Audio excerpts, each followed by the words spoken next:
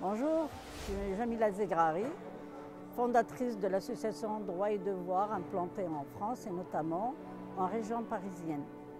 Le but de cette association, j'ai toujours travaillé dans le milieu associatif et j'ai eu l'idée de créer cette association qui s'appelle Droits et Devoirs afin de pouvoir aider les personnes désireuses, notamment les étrangers, bien sûr, désireuses de s'installer en France.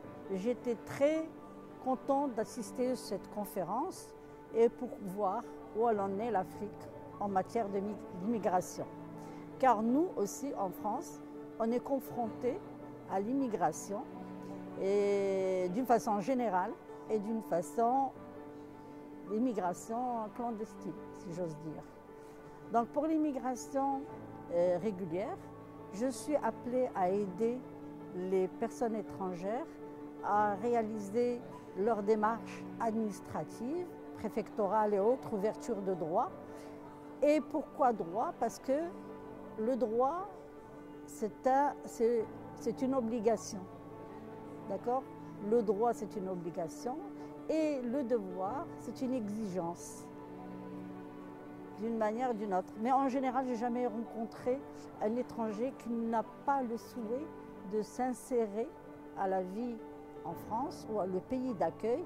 Ils sont respectueux aux lois qui régissent le respect là où ils sont. Et ambitionner surtout la deuxième mission que j'ai dans cette association, ambitionner les jeunes à prendre leur place dans la société. En Libye, je suis par WASAT, je suis venue par l'association WASAT, à laquelle je suis adhérente et on m'a invitée, on m'a gentiment invitée et je ne regrette pas d'être venue. Moi, j'ai écouté certaines réflexions des représentants des pays de l'Afrique, mais moi, ce qui me dérange, c'est que j'ai envie de voir le résultat. Peut-être c'est un travail de longue haleine, mais je crois que le problème il a été déjà passé, parce que les causes, on les connaît. Mais nous, on a besoin de solutions.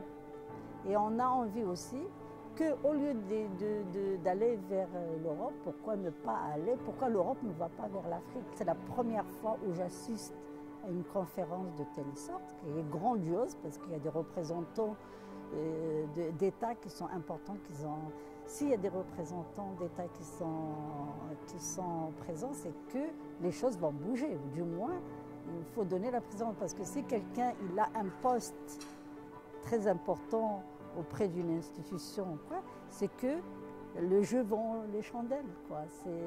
Et puis le déplacement, ici à Benghazi, c'est un déplacement pour chercher quelque chose. Et c'est quoi cette chose?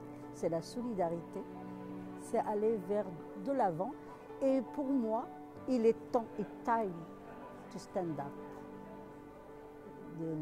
L'Afrique, pour l'Afrique, en un seul homme. Honnêtement, moi je décourage vivement les jeunes de risquer leur vie, parce que l'Europe, ce n'est pas l'Eldorado.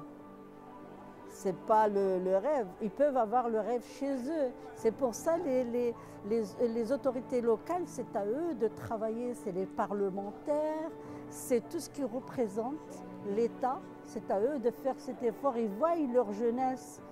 Ils voient leur jeunesse risquer leur vie. Il y a des gens qui ont risqué leur famille. Il y a plein de gens comme ça. Donc, c'est pas évident pour la personne. Je suis pour une immigration régulière. Par contre, la personne, par exemple, qui est réfugiée, s'il y a les guerres, dans les pays où il y a les guerres ou dans les pays qui a il est déstabilisé, la personne, elle ne va pas vivre, elle est en train de survivre. On va chercher vers la survie. C'est plus la vie, il ne s'agit plus de vie. Ça veut dire de sauver sa peau. Et l'être humain, c'est normal qu'il sauve sa peau. Et maintenant, il y a des parents qui vendent leurs bijoux, des mamans qui donnent à leurs enfants parce qu'ils croient sauver la vie de leurs enfants. Mais peut-être ce n'est pas un rêve, c'est le cauchemar.